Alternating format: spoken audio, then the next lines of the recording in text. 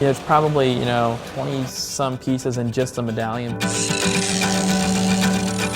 And that's not counting all the little, bolts and nuts. Each chain link has close to 7 or 8 pieces.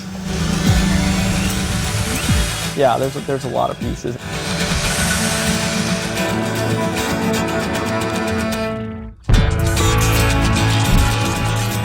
From the get-go, it was really important to us to kind of get away from kind of antiquated, traditionalist ceremonial objects that really kind of have no relevance. Lots and lots of sketches, heaps of ideas that ranged from literally, making a video of a fake medallion in 3D and then hanging a video screen off of his neck. How can we use current technology to actually make the piece and again represent what we're doing at UWM? At one point we realized that the campus map could actually be pretty interesting, and there's a lot we could do with it rather than just kind of a snow globe model city. We could really stylize it. And working originally from the same map that you would get in a student brochure, we kind of created this little 3D world. So here you could see like Maryland Avenue, this would be the Union, this would be Engelman Field here. The inspiration from this was taken from ball bearings, actually. So we were looking a lot at the history of Milwaukee with industry and how bearings and heavy machinery and gears really played a huge role in Milwaukee's future as an industrial city. And we're actually kind of embracing industrial technology where we're taking the processes of industry and applying it to this kind of art object. We're also taking industrial materials. We're not working with gold, we're working with aluminum. We're working with brass, we're working with cheaper materials, but those are materials that you typically would see in industry. Basically everything will be cut out with this machine or a larger CNC machine. A lot of people have this misconception that when it comes off of here, it's done. Like the machine does it all for you, and it doesn't. It's just merely a step in the process. The three-dimensional map of campus that Brian modeled, that's probably going to be the most time-consuming because it's like the most detailed. So we're going to cut it in wax and actually cast it.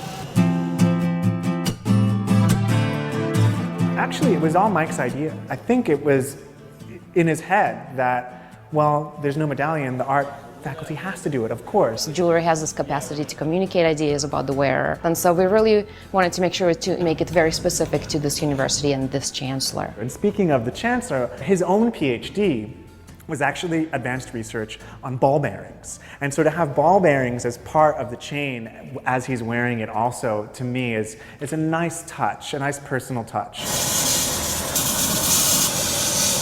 Right now I'm melting aluminum in a crucible, and we're getting it molten. You can see how fluid the metal is, really moving.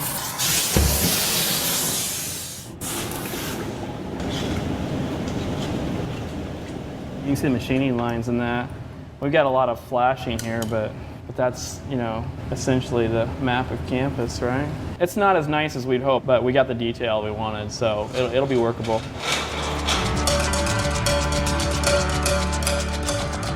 This is a big deal for me to work on this before I've even graduated. I think that's pretty cool. I like that I can be a part of it, I think that's pretty awesome. You guys have been working really hard on getting these things together and soldered and polished over the last couple of weeks, so.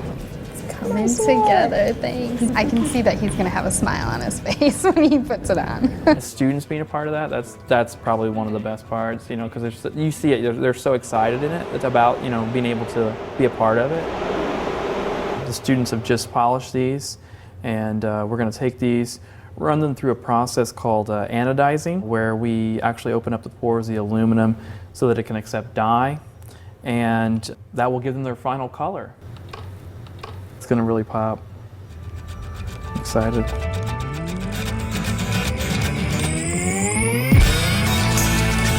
think there's so much actually thought that went into the medallion. That's what, as an artist and designer, I appreciate all the minuscule aspects and the ideas that went into it. The students that we're educating are gonna shape the future of the city, and so the medallion, to me, I think it represents that, because we are using technology and we are using techniques that are not typical for this type of piece.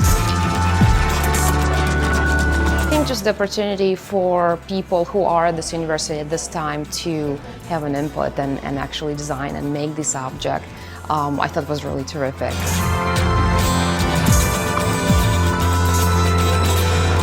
We've been working on it for about 4 months. We wound up with around 86 parts in the chain. And we have probably over 120 in the medallion. We have probably close to 1,000 hours total, quite a bit of time. Probably one of the most involved pieces, you know, and sophisticated pieces that I've made. So I hope it's everything that he expected and maybe some more.